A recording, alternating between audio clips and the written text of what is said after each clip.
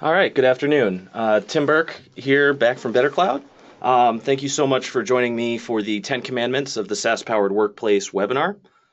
Before we get started, just a couple quick reminders. First off, if you're not a member, please join the Better IT Slack community. You can join by going to bettercloud.com/slack-community. Only about half the folks in there are actually BetterCloud customers. It's really Slack focused on cloud-powered IT in general. So we talk about a whole bunch of stuff outside of BetterCloud and outside of G Suite. So we'll be accepting questions there in the online events channel. We've already got a couple questions that I'll get to at the end, but by all means, feel free to submit questions throughout the entire webinar, and we'll get to them at the end. And then if anyone wants to chat with me directly, I am on the Better IT Slack, just Tim, T-I-M. So find me there. So we also are doing a little special thing for the person that comes up with either the best question or their own best commandment, because there can be more than 10. We're going to give away a $100 Amex gift card, and we'll be announcing the winner in the community, in the Slack community, right after the webinar. And then all of the stuff that I talk about today, we're going to post a bunch of resources and supplements that we've linked to in the presentation. That'll all be in a recap post on the BetterCloud Monitor next week. So if you're not familiar with BetterCloud at all, we're the first unified SaaS management platform. We help IT departments unify the management of all of their different SaaS apps. We used to do just G Suite. We're expanding out into the SaaS-Powered Workplace. So if you'd like to learn more, head over to bettercloud.com, or in the Slack community, there's a BetterCloud channel. Anything that you'd like to know, any introductions, any questions, by all means, check it out. Now, I am a little biased because I do work here, but I think it's a really awesome product, and it really does enable me day to day and a lot of other really awesome customers day to day. So with that being said, let's get into this. So first off, why are you here? We're going to cover these 10 fundamentals that I think are really the way to set a perfect groundwork, a solid foundation for a SaaS-powered company, a SaaS-powered IT department. Now, these are pretty general. We wanted to apply them to everyone, and we wanted to make them pretty future-proof. So they are fairly general. They're all best practices. They're all things that we do internally. And, depending on the maturity of your organization, you may already be doing some of these or all of these, but hopefully everyone at least has a takeaway. But you as an IT professional are here for just two simple reasons. With all of this digital change that's happening, you've got to facilitate it, you've got to hasten it, and with everything changing so fast, you've got to secure and you've got to manage that digital transformation. So every organization is undergoing this digital transformation. Now, you could be in the social and collaboration space or analytics or mobile, but we believe that for the core, all businesses, in the future, we're going to be looking at a completely SaaS-powered workplace. And so the fully SaaS-powered workplaces are this 29% of digitally maturing organizations. The rest of the 71% are either in this early or developmental stage where they're trying to become and trying to stay digitally mature, but maybe aren't quite there yet. And that goal to become digitally mature is exactly what's pushing this tremendous growth in the usage of all these different SaaS applications. So some survey data that we have, 31, the median number of sanctioned SaaS apps in orgs with over 500 employees. Now, every organization is adopting SaaS at a different pace, and it's far outside of, just G Suite or just Office 365 or just Salesforce. This SaaS-powered workplace is a huge number of these little niche SaaS apps. Here at BetterCloud, we use over 100 SaaS applications. That's almost one for every user. And, for IT, this means that no matter how digitally mature we actually are, how sophisticated we think our SaaS-powered workplace is, IT has a responsibility to manage all of these applications to the best of our ability. All right, so we're going to open up a quick poll question. So, what stage do you think best characterizes your level of IT expertise? Do you feel like you're, you know, early just getting started with this digital transformation? Do you feel like you are developing, you're in the middle stages, or do you feel like you're maturing? Um, and of course, also, this is a great time to drop questions in the Slack channel. We'll get to those at the end, but I'm going to leave this poll open for a little bit longer and then we will share the results with you guys.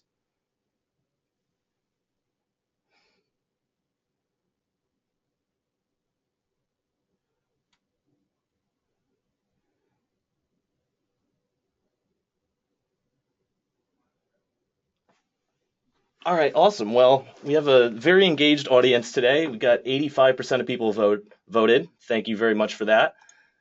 And you want to take a look at the results? Got 26% think that they're early, 52% think they're developing, 22% think they're maturing. So hopefully for all of you guys, everyone, there's something to take out from here. And with that, we will hop back into the slides.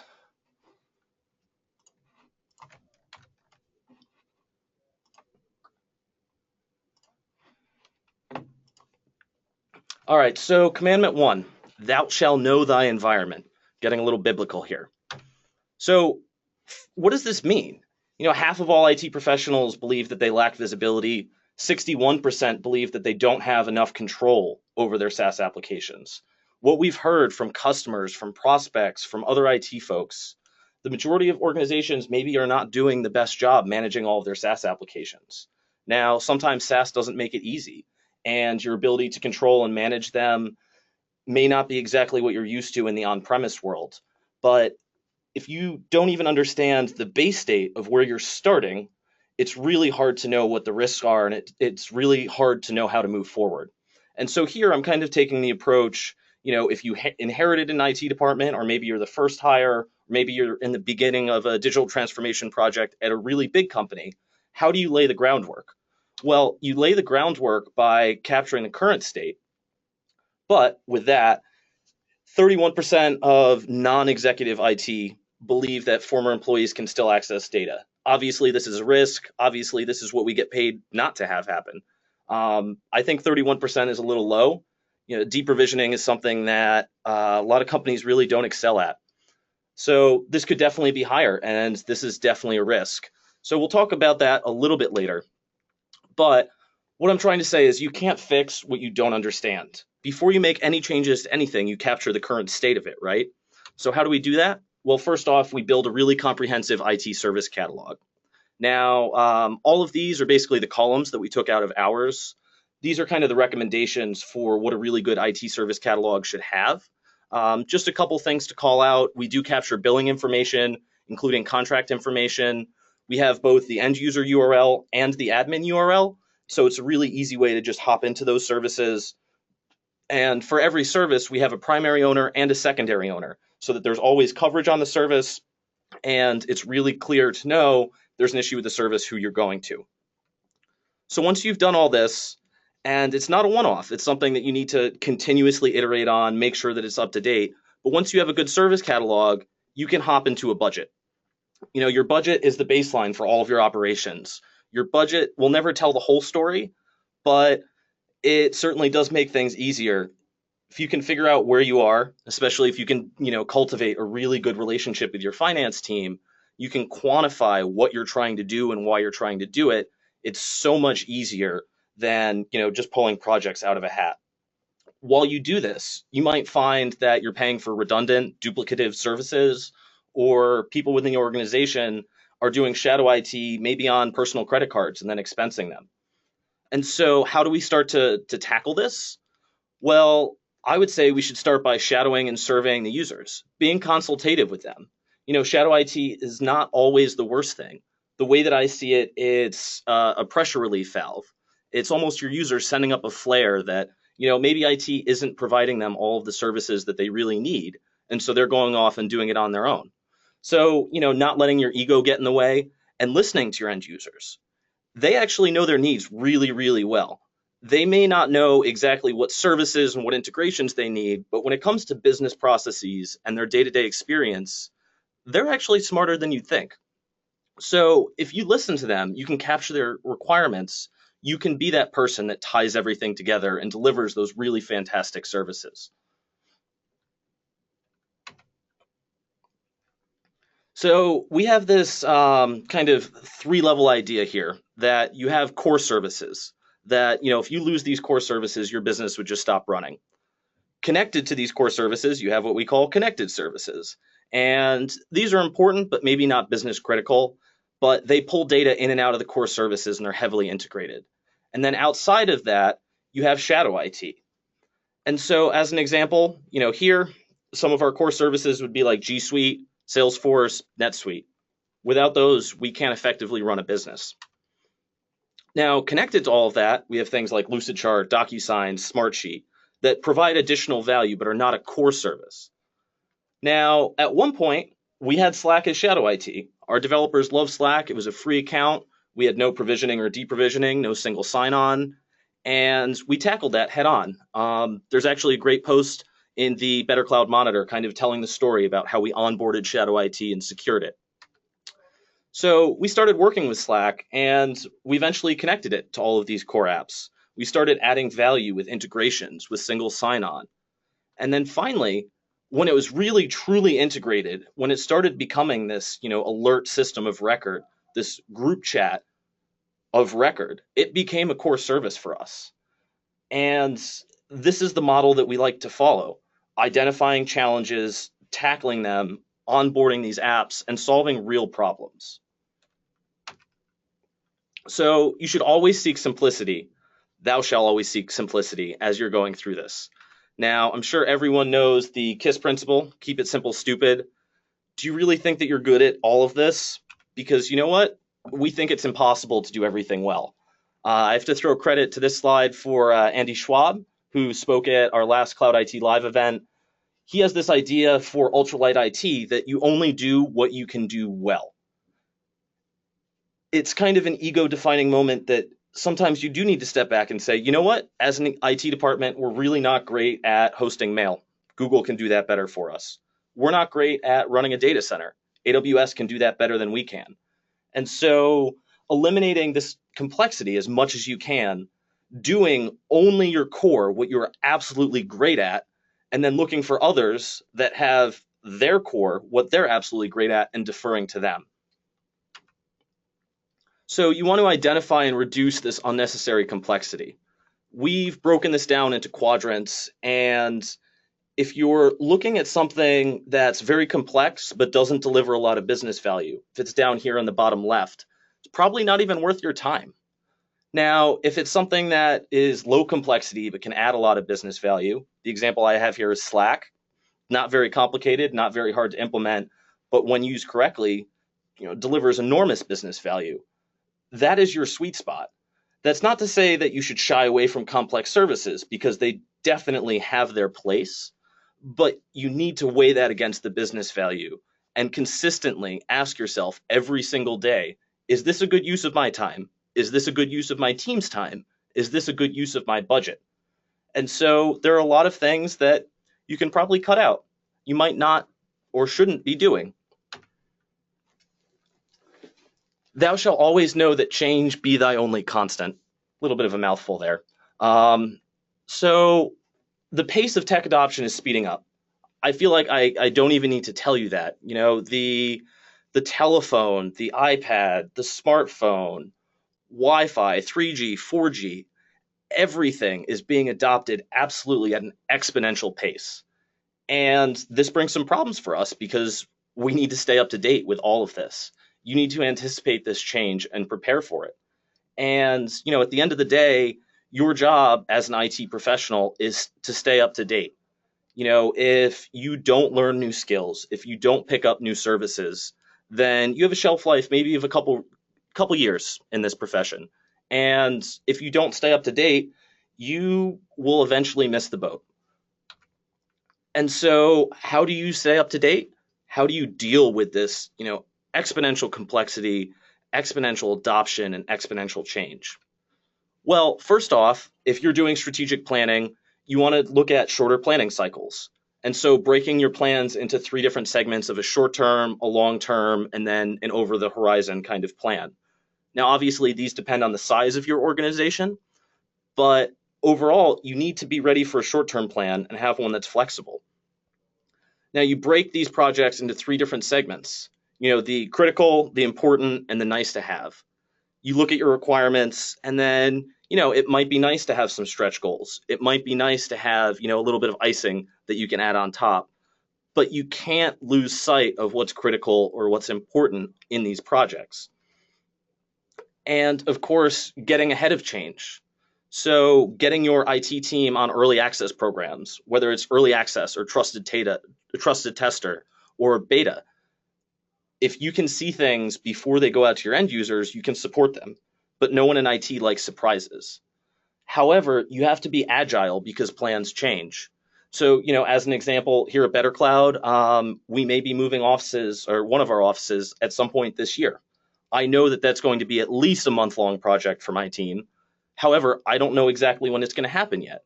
We're at the mercy of brokers and landlords and build-outs and construction teams and all of that.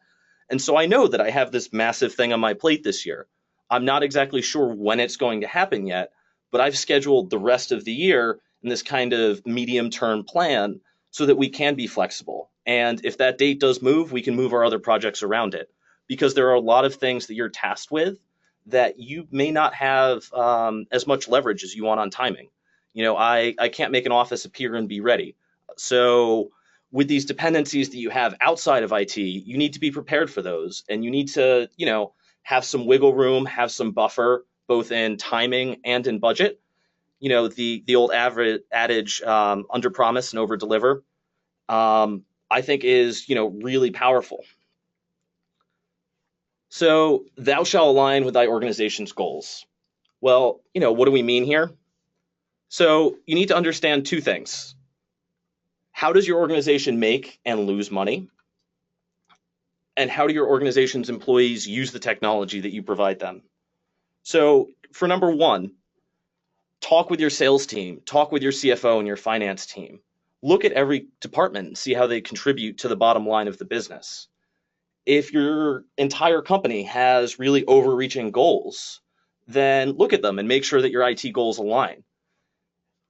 In the end, though, every single decision that you make either should help your organization make money or reduce its chance to lose money. On the security side, generally we're talking about risk, but overall, you're either making money or reducing risk. For number two, be a consultant, meet with the department heads, understand every single user's goals. I think it's a really powerful thing to actually shadow your users. Sit down with them for a couple hours and genuinely look at their day-to-day workflow. See what you're missing. See if you can identify pain points that maybe they take for granted, but as an IT professional would be really easy for you to solve. Thou shalt reach and maintain security maturity. Another mouthful there. So the enterprise strategy group put together this really cool chart that basically kind of, in one simple chart, in a very simplified way, allows you to evaluate how mature your security posture is within your organization. Now, this may be very high level. I bet everyone thinks they fall in, different buckets in this, but even on a departmental level, looking at the risks, looking at how everything's put together, your processes, your procedures, even your staffing, looking at all of that and having a really honest assessment of where you think you are and where you think you should be. By building out a really mature security model and then presenting it to the executives is a great way to get buy-in. And so I always suggest that you need to instill a culture of security from day one. You stress it. And so we start here with onboarding. We emphasize security at multiple touch points during the onboarding process. What we absolutely do not want to do is to instill a culture of fear. We don't want employees to be afraid of falling victim to a security breach and not reporting it. A little bit of fear or a little bit of suspicion is healthy, but if that fear crosses over to the point where your employees are not comfortable reporting something, then you absolutely have a problem. So for us, it's no punishment, very open. We actually encourage and reward employees to report things like suspected phishing. We have a deal with them that if a device goes missing, we'll replace it at no cost as long as we're told immediately that it happens. We can send the remote wipe command, we can follow our incident procedure, and then it's done. But we have to know about it, and your employees have to be comfortable telling you about it. So some of the practical exercises that we've done, we run internal phishing exercises. We use LastPass for credential management. So we've done a security challenge program there to get people to stop reusing passwords, obviously a major risk, to use randomly generated passwords, and to, in general, just understand that it actually is more effective to have a password vault with one very secure passphrase, not a passcode, protected by two-factor, and then all of these randomly generated passwords everywhere else. We have a laptop bounty program where if you see a colleague's laptop sitting unlocked in the office in a public area with no one else supervising it, and you can get proof of that, then you'll actually win an Amazon gift card. And everyone at our offices has gotten really good about locking their laptops now because they don't want to be the one that gets caught doing it. I have a $100 bounty on my back. I'm the Google super admin. My account and my laptop would be something great to compromise. And so if anyone ever gets me, it's $100 for them. Luckily, no one has yet. And it certainly keeps me diligent. But it's a great way to do some positive affirmation for employees and to challenge them a little bit. Now, like a lot of companies, we do lunch and learns, and some of the lunch and learn topics are on security. We have a really good dedicated security team here. They put on some great lunch and learns and some great training sessions on everything from phishing to good password habits to single sign-on to a bunch of internal application security stuff. And they're recognized now as thought leaders within the business. They're respected and they're trusted. And that's exactly the relationship that your users should have with IT and with security. So trying to bake in all of the security from the start. I cannot emphasize single sign-on. I think it's one of the most powerful tools you have in your security arsenal, along with single sign-on for apps that either don't support it or for other use cases where single sign-on breaks down, having good password management, enforcing multi-factor authentication on all of your important core services. So for us, LastPass, Salesforce, G Suite, and a couple others. Having proactive reporting. So, just as an example, if we see an employee's account get locked out, we have an alert for the security and IT teams in a private Slack channel. And that gives us two things. It gives us that proactive reporting. So if it is a compromise or some sort of security incident, we're aware of it immediately. But for the IT team, it also gives us this wonderful opportunity where we can do proactive support. And I've come over and asked a user if they needed a password reset long before they were even able to open a ticket saying they were locked out. And that was a great way to delight them. And having a really solid incident response plan. You won't be able to think of everything. You won't be able to put a plan together for everything. But at least for what you can imagine, you need to have something documented. You can't make up an incident response plan on the fly. You just cannot. Thou shalt always seek to automate thy work. What do we mean? The best IT professionals are usually the lazy ones. Bill Gates has this great quote, I choose a lazy person to do a hard job because a lazy person will always find an easier way to do it. So we look at all of these tasks that are kind of manual, very repetitive. Something that I really like is the phrase making license plates. It's very simple. It's just absolutely menial work. And so what can we do about that? Well, on the onboarding side, we've automated the imaging, the building of devices on Mac and PC. the addition of groups and shared folders to users as they're onboarded, and the provisioning of third-party apps like Slack, Dropbox, and Zendesk. All of that happens in an almost zero-touch manner. For offboarding, we automate termination of access, transfer of documents, inbox delegation, and notification to the appropriate parties. Especially with this, I think there's a great case for automation for not only saving time, but ensuring that the process is repeatable and done perfectly every single time. We're humans. We are completely fallible. If we do something 100 times, maybe once or twice we'll make a mistake. But especially on offboarding, you cannot afford a mistake, even if it is only 1 out of 100. So you automate all of this. Then for security, we have those suspicious login alerts, lockout alerts that I was talking about before. Two-factor onboarding, you definitely want to remove all of the barriers to entry for your end users getting two-factor set up. And then device updates.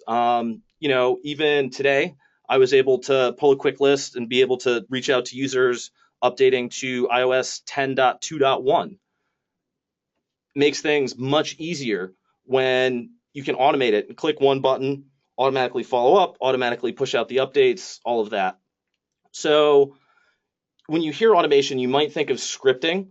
Honestly, I'm not great at scripting. My Bash is pretty terrible, and my Python's probably worse. So even with that, I'm able to automate a ton of my work. There's some really great products, such as BetterCloud, that allow you to automate a lot of this without scripting knowledge. And I really believe the future of automation is more about configuration than coding. Thou shalt work to centralize thy users, thy apps, and thy data. Centralization gives you intelligence, gives you the ability to automate. And so where do we start? Users. You need a unified directory. It needs to be your single source of truth. Your apps. You want to choose the best in breed applications. I know many of you, are not sticking with single vendors anymore.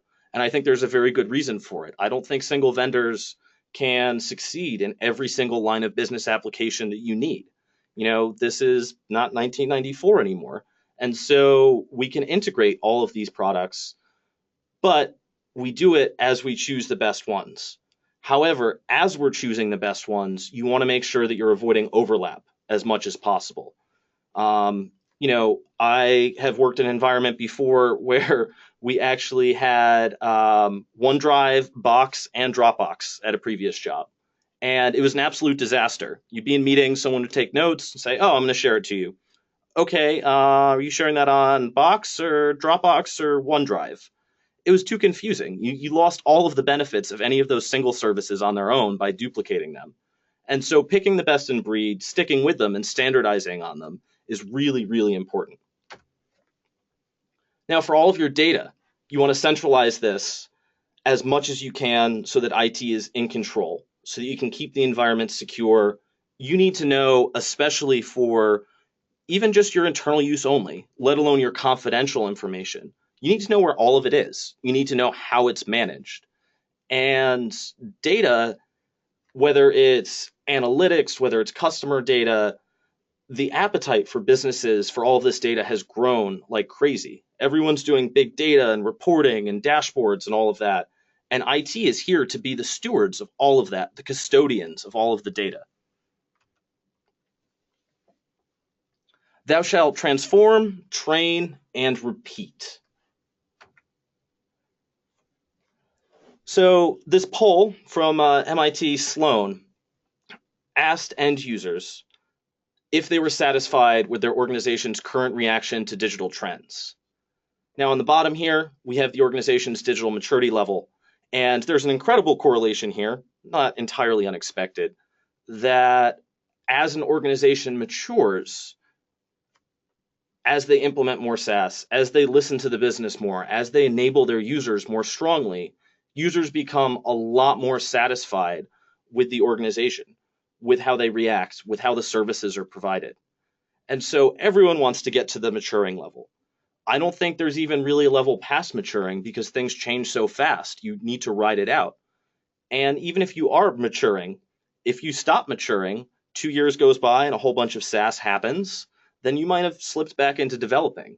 This is something that you need to keep up with every single day. So with this, you want to constantly train your employees.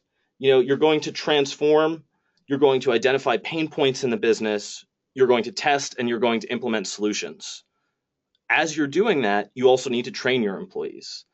So I suggest that you really leverage your vendors. There are a lot of vendors out there that have really good training programs, free training sessions, conferences, even end user support from some vendors.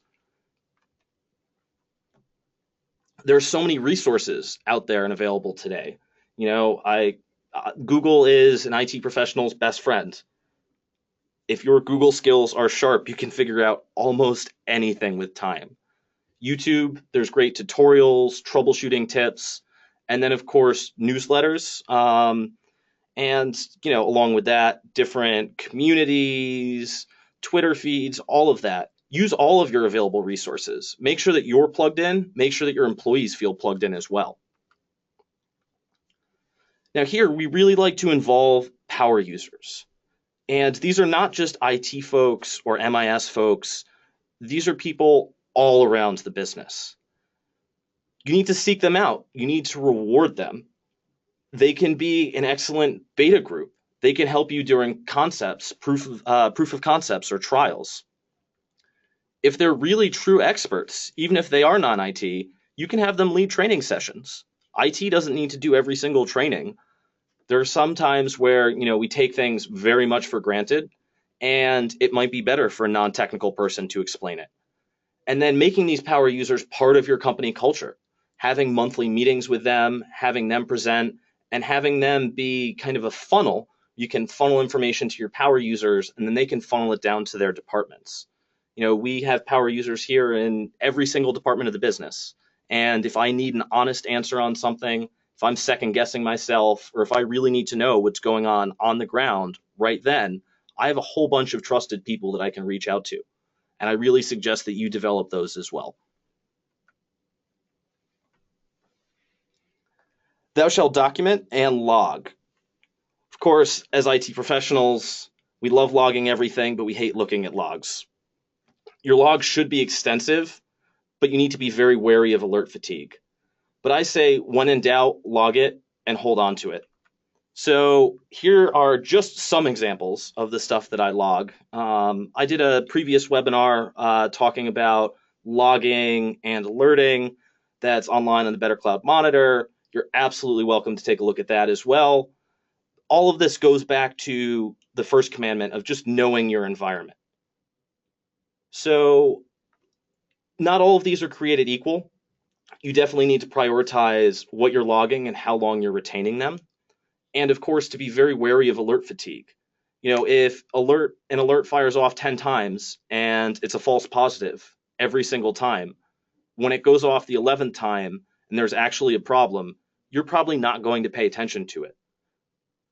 So you really need to look at all of this data, prioritize it, and have it proactively surface itself to you, but only when it's valuable. Now, I would love to compile a sort of master reporting list with everyone on the webinar and everyone in the Better IT community to see what else you're reporting on and also why you're reporting on it. So that's something that we can talk about in the community after the webinar. But I would definitely love to hear from the community on what else you guys are logging and why. Oh, and of course, more stuff that we log.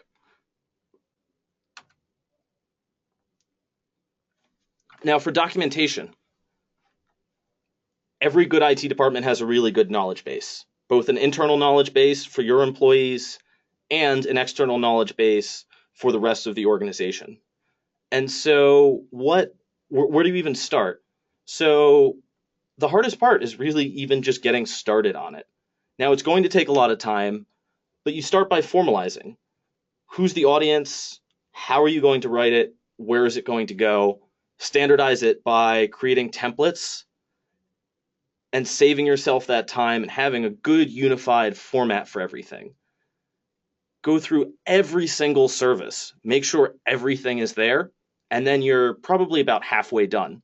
Because the hard part is actually maintaining it, actually staying up to date with it. Even if a knowledge base isn't updated in a month, there's got to be at least 10 or 20 things that are out of date by then. And so training your IT team as they make changes, as updates happen, as policy changes, all of that, the first thing that they should do, they shouldn't even have to think about it, is go in and update the knowledge base. For your end users, make sure that they see the knowledge base as a powerful tool, as something that they can look at maybe before they submit a ticket. Now, you can definitely buy a tool, but you don't have to. It doesn't matter as much the tool, it matters that the effort that you put into it. I've seen 50 user organizations with really, really fancy knowledge bases, and I've seen a 10,000 user organization that their knowledge base was just Google Docs and Google Sites. If it works, it works, but it works less because of the tool and more because of the time and the effort and the thought that you as an IT team put into it. And so it's not a bad idea to kind of do CYA with documentation. Document everything that's vital first, work your way down. Require that everyone on the team documents their most important processes and make sure that they're documenting at least one new thing a week. With that, you can build out a really good knowledge base fairly quickly. All right, number 10, thy network be thy rock and thy backup be thy savior. Well, what do we mean here? Basically, if you neglect these two things, you're shooting yourself in the foot. You're doing this absolutely at your own risk. So with a SaaS-powered workplace, everything is just sitting out on the public internet. And so your network is by far one of the most valuable capital expenditures and investments that you can make. Having a backup, at least one backup WAN, having a failover scenario that you've actually tested and make sure that it works. Because if your office goes completely offline, what's your DR plan? You probably send everyone home. I know, at least myself, I'd be very embarrassed and wouldn't want to have to do that. And so all of our offices have a primary and a secondary WAN connection with diverse paths and diverse providers, and they've saved my butt on quite a few occasions. Sometimes these backups are a really hard sell to make to executives and to management. And so you quantify how much it costs for every single hour that network is down. Just as an example, if you have 10 employees and you kind of average it out that they're getting paid $50 an hour, for every hour of downtime, just on payroll, you're losing $500 an hour, let alone customers and image and everything else. And so even for a small office like that, if you can find, even if it's just, a DSL circuit or a business class cable connection, if you're spending $100 a month for backup internet and that saves you even 1 hour of downtime, it's already paid for itself. Now, backups. If you ever think you're ever going to need it again, back it up. Even if you don't think you should back it up, you should back it up. There's this old IT joke, what's my backup strategy? 3 backups, 2 locations, and 1 bottle of whiskey for when it all goes wrong. I actually had kind of a recent story. I was working on some infrastructure for our data team in our data warehouse, and a software upgrade went completely wrong, blew everything away. I was sitting there thinking to myself that, I just deleted about 3 man-years of work. Blood, sweat, and tears went into all of this analytics. Now, of course, I had a backup, and I had a backup for that. Those backups had been tested, and so I knew the process to restore from them, restored them, and we were back up and running in less than an hour. But I think everyone can relate when you have that feeling in the pit of your stomach where something goes wrong and you're thinking about, quite possibly the worst fear as an IT professional, causing data loss to your end users.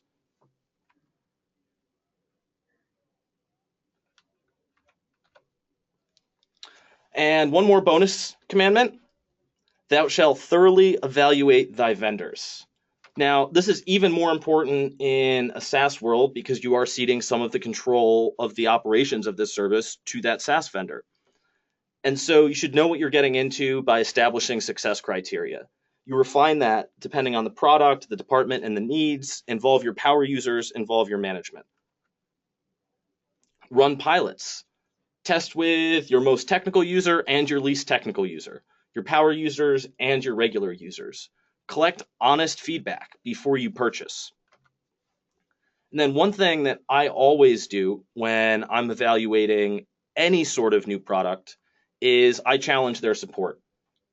Even if I don't have an issue or if it's a really inconsequential issue, I'll raise one. I'll open a ticket or I'll do live chat or I'll call their support team and I raise an issue just to see how it's handled, to see the response time, to see the professionalism of the support team. And I've looked at products before where the support was a black flag that absolutely just caused us not to purchase. With a SaaS application, especially one of the core ones, you need to have 24/7 support that needs to answer in 5 or 10 minutes or less and be knowledgeable and be able to fix it. And while a lot of companies claim to be able to provide that, I would rather actually see them provide it in real life before I write the check, before I sign the PO. Awesome. Well, thanks for sticking around with me for the 10+1 commandments of SaaS. Just a few quick updates before I hop into the Q&A, and I do see quite a few questions coming in. So it looks like February 17th, we'll be hosting a Zendesk product manager for an AMA in the community. For those of you that maybe aren't Redditors, an AMA is an Ask Me Anything. So we'll have one of the product managers from Zendesk there to answer questions, take feedback, take feature requests, all of that. So if you're using Zendesk or considering Zendesk, definitely shouldn't miss it.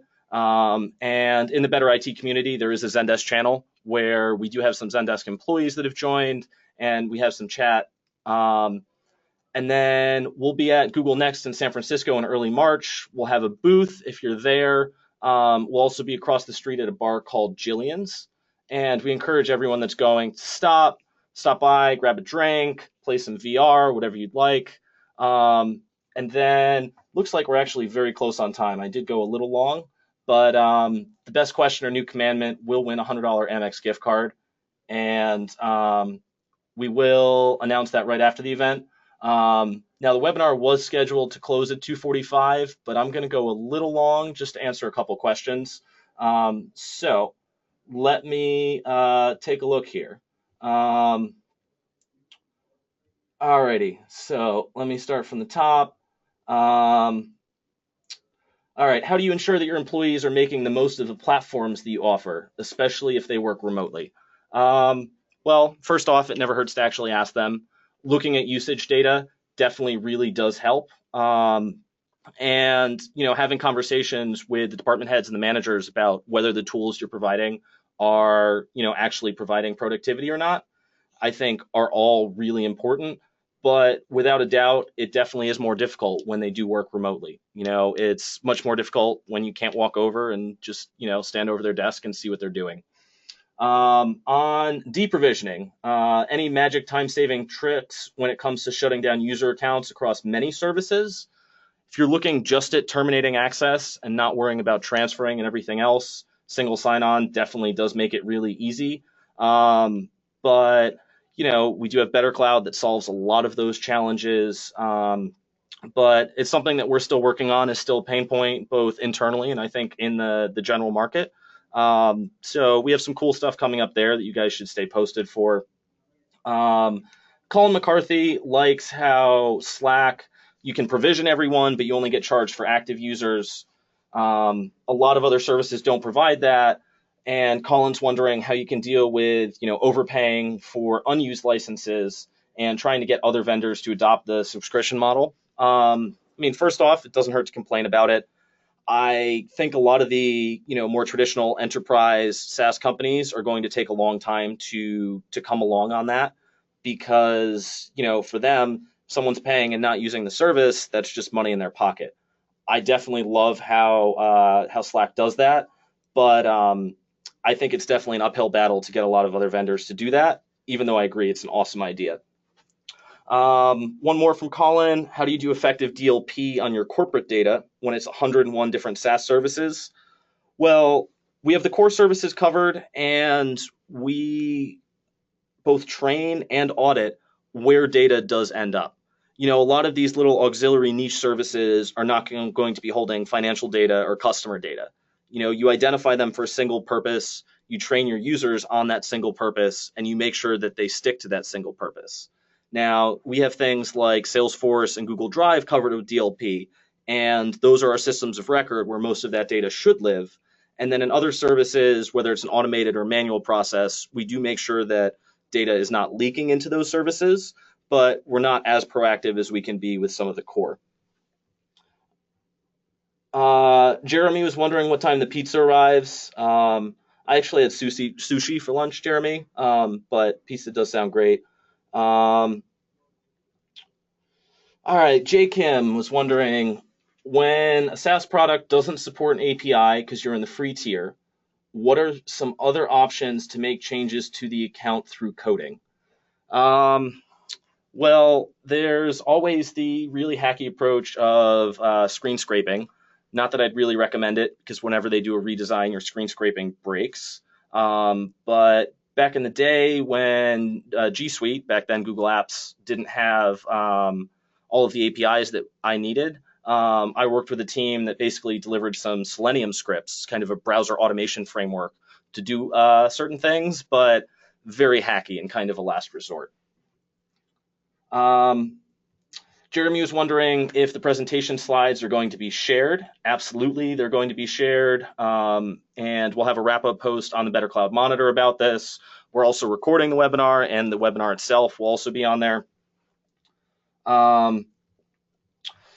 Mike Lynch was wondering, on that estimate of nearly one SaaS app per employee, how much of that was discovered and kept as a result of the shadow IT exploration? And for those that were not, what sort of process we had in place for a user or team to advocate for a new SaaS platform. We're small enough that we don't really have a formalized process. We just have continuing discussions with all of the departments in the business, and we make sure that they're free and comfortable to raise all of that. One of the things that we did do to really help identify all of the shadow IT was sitting down with the finance team, looking at the personal expense reports, and seeing what sort of SaaS services we had on personal credit cards. That was a really easy way to target. And then also using the apps audit functionality in BetterCloud, we were able to look at every single app that had any sort of OAuth permissions to our G Suite domain and track down the users there, figure out why they were installed and what they were doing. Do we have teams that advocate or use competing products? In certain cases, yes, but I generally put my foot down on that unless there is a very good reason.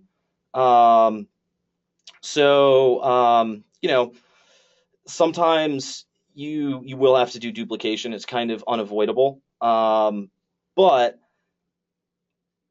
I think it should be reserved only for very special cases. Are all the offboarding tasks all automated through BetterCloud workflows? Almost all of them, and almost everything else will be coming up in workflows. Outside of that, other tools or methods that we use, there is a checklist and a formal process that engages the security team and HR to make sure that all of the different aspects of the offboarding tasks are covered. And then the only other real tool is just having single sign-on, being able to revoke that access, one account for multiple apps. Definitely makes it really interesting. S. Dresser likes the idea of a poster listing these 10 commandments. I think that's awesome. I'm going to talk to our designer here when we are done with the webinar. Jeremy was wondering the age range of the respondents in that MIT Sloan report. I'm not sure. We'll have to double check and get back to you on that.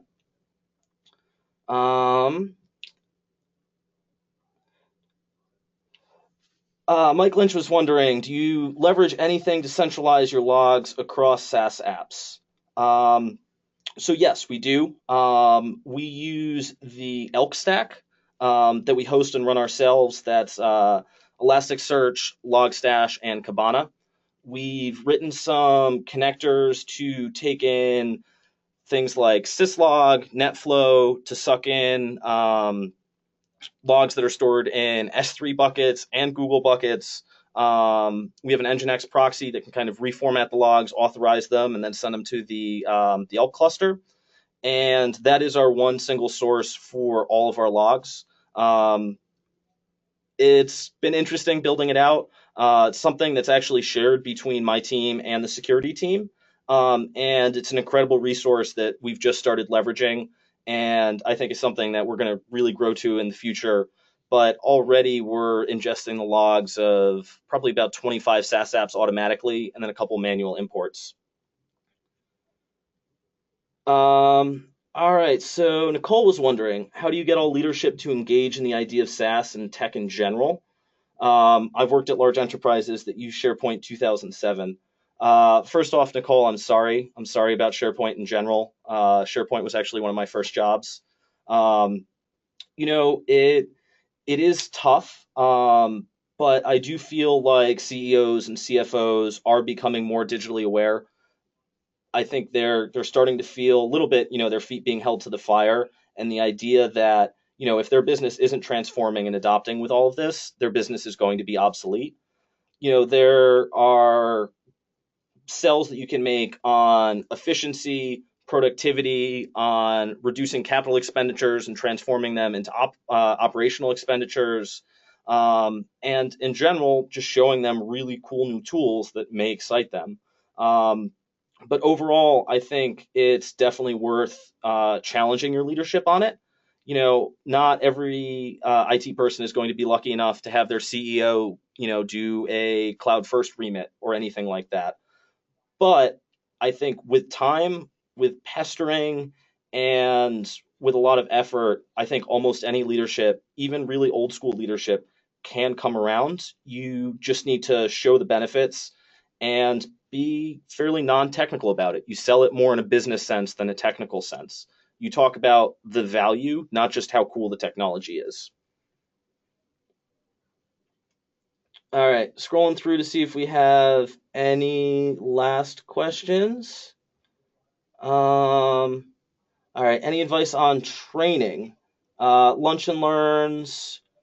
Try to meet regularly with the teams. But one of the challenges Jeremy faces is when software interfaces change. Absolutely, Jeremy, something that we struggle with. First off, getting the IT team and maybe even your power users on early access or trusted tester we'll get them and we'll see those UI changes hopefully at least a couple weeks before they get rolled out to end users. And that's the time to test them and to update the documentation. But not every one of your services is going to support that. So at times, sometimes it just is a mad scramble to update the documentation, to change the graphics and the instruction steps, as Jeremy said. Especially for the smaller apps, they're not as great about that. But as we said earlier, staying up to date with newsletters and communities and Twitter feeds and all of that definitely will help. But that's one of those things that I feel like it's a never-ending battle. And then finally, the last question we'll take today from J Kim. What's the usual ratio for each team or each help desk person to regular users? That's a tough one. I hate to say it, but in many ways, it kind of depends. Um, what I would say is I've seen anywhere from about 50 users to one help desk employee to about 500. Depends on how technically literate your organization is and their employees, how efficient your help desk is, how many automated processes that you have in place. Um, I think there's probably a sweet spot somewhere in the 75 to 150. Um, but without knowing specifically, kind of the actual area of business and the size and all of that, that is a real tough one. I wish I could give you a better answer on that, J Kim, but I would say somewhere between 50 to 1 to 500 to 1, all depending on in many ways, the digital maturity of the organization.